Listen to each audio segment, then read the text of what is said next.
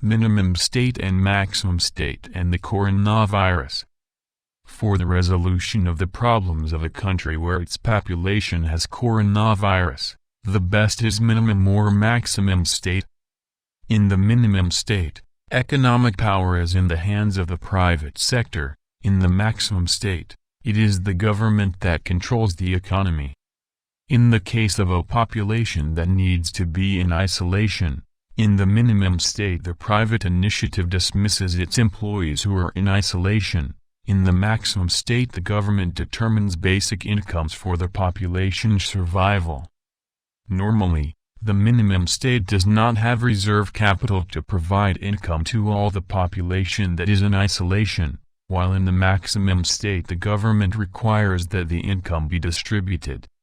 The big problem with the maximum state is when corruption dominates the state, in which case the government will also not be able to support its population. In the case of China, we have a maximum state that controls its corruption, and seeks to manage a competitive economy, so COVID-19 was controlled in China. China, as the controller of the economy and decisions, could forbid the coming and going of cities and applying the budget it wishes for the objectives, and this was an important point for containing the epidemics.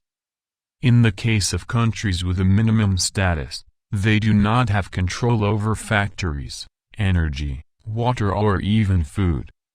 Thus, putting a population in isolation is economic chaos.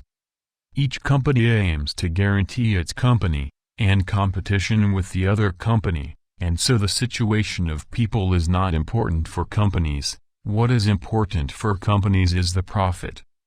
Thus the dilemma occurs: work and earn a living with the consequence of increasing the death rate, or being isolated and starving.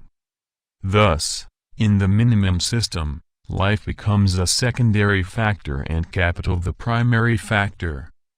In fact, an epidemic puts the minimum state system to the test. To do so, just look at the consequences in countries with a minimal state, and the effect of China.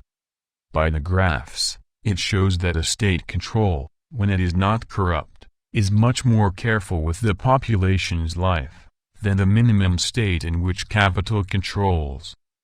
Economists around the world who defend the minimum state have seen this pandemic as a mistake by the minimum state in having economic power to care for the entire population.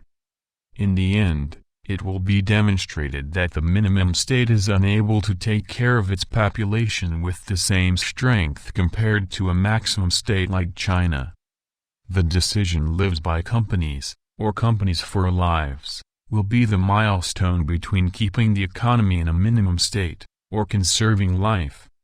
If it preserves life, the country that opted for the maximum state will leave strengthened, in relation to the other countries with the minimum state.